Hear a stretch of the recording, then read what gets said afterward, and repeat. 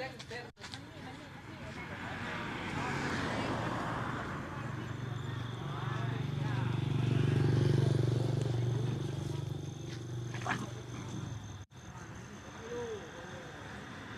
ทะเลาะกัน2 ตัว อีกตัวหนึ่งเดี๋ยวจะพาไปดูจากไล่เนี่ยนะจะมีกาวอยู่ตัวนึงจากไล่โอ้ก็ไปจากมันก็บ้านๆเนี่ยนะเ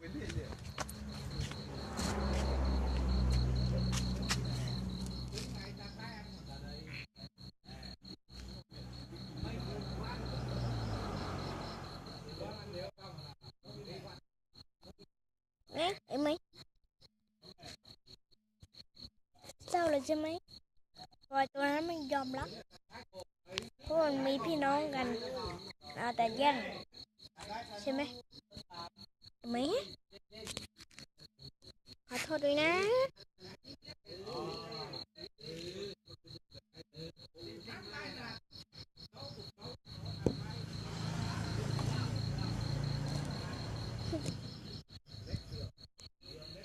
ไปแล้วนะเดี๋ยวจะไปถ่ายพวกนู้นต่ออันนี้แกก็ถ่ายนาน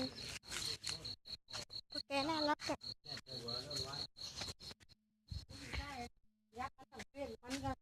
มันจะไม่เล้งมา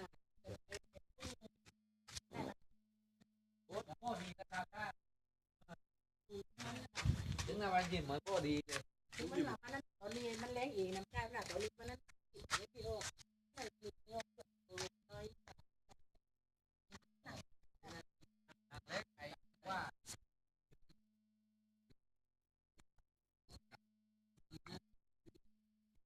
อยู่กันไม่นิ่งเลย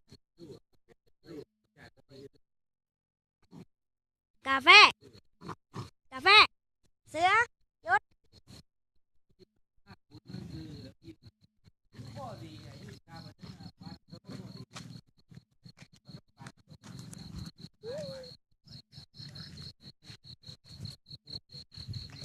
แม่งฟัดกันอยู่นู้นปล่อยให้เหมยเหงาลงคนเดียว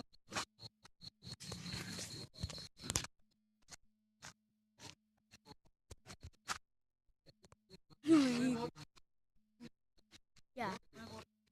เฮ้ยตาฝันยังไงวะ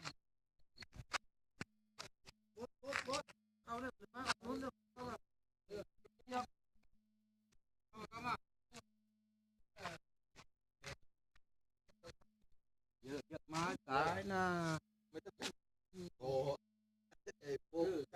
แล้วเรียกมัน ไหนเดี๋ยวตุ่มตำนี่ยังตุ่มใส่ยัง ไอ้นะ ตุ่มใส่ยังเอาใส่ต้มยัง ยัง แต่น้ำจิ้มเลยไอ้นู เจ็บตา ไอ้นู ก็อยากเรียกมาเองกำลังถ่ายหมาอยู่ บ้านไหนโอ้ เนี่ยเอาต้มมาล่ะ ไอ้นะ อย่าไปเล้งใช้มาตัวนั้น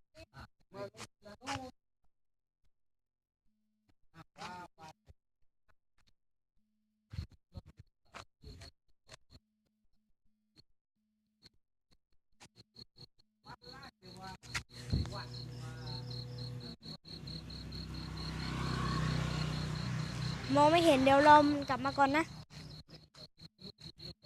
แตกทุกตัว จะหลับแล้วเหรอ พงเลย นอน แรงดัน นอนไปเลย โจ้ลาว อีโจ้โอ้ยอีโจ้เลยอีโจ้เป็นสี่เหลี่ยมนะเป็นสี่เหลี่ยมเลยครับสี่เหลี่ยม ไปพี่มิวโหลดไอโฟนเสร็จยังโหลดเพลง แดงกินหมดกินได้โจ้หมด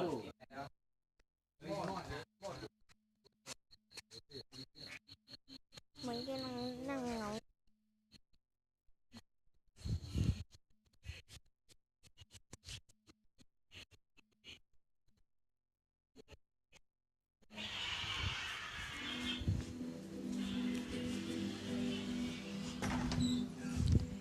พี่มิวทำโทรศัพท์ให้พ่อทำเสร็จแล้วยัง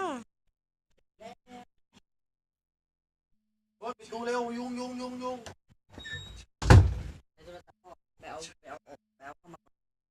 ไหนล่ะ นั่งอยู่ที่พี่โอมนั่งอยู่ไม่ได้หรอก นั่งอยู่ แล้วก็มันมี ที่นอนตรงนั้นแล้ว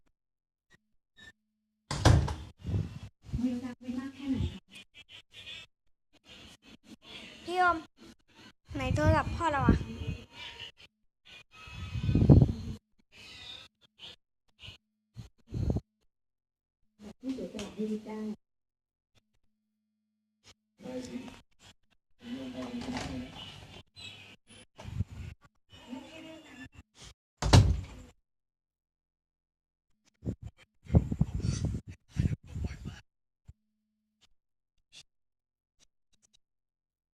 ปิดก่อนดีกว่า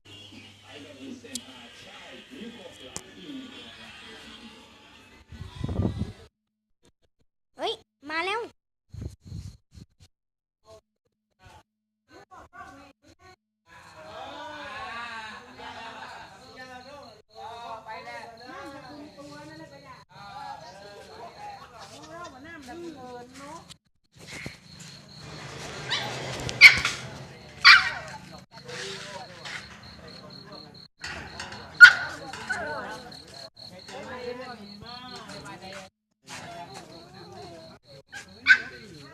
กาแฟ กาแฟ เฮ้ยเฮ้ยเฮ้ยเฮ้ย